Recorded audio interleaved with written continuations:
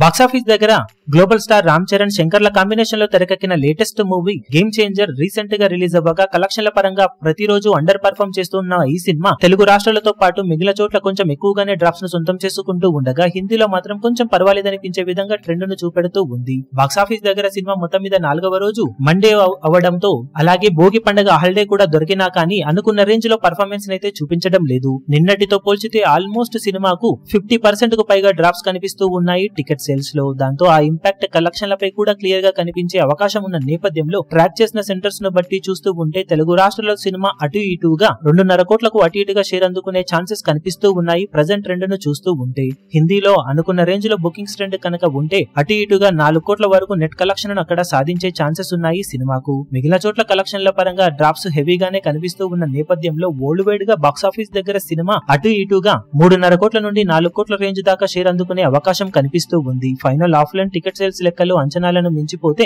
4 కోట్ల నుండి 4.5 కోట్ల వరకు వెళ్లే అవకాశం కొద్ది వరకు ఉంటుంది.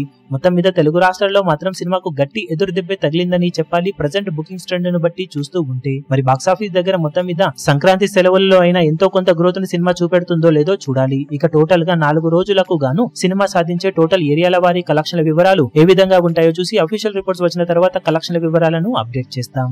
ఈ వీడియో మీకు నచ్చినట్లయితే లైక్ చేయండి, షేర్ చేయండి, ఛానల్ ను సబ్స్క్రైబ్ చేయడం మాత్రం మరవకండి. ఏ చిన్న అప్డేట్ ను మిస్ అవ్వకూడదు అనుకుంటే బెల్ ఐకాన్ ను ప్రెస్ చేయండి.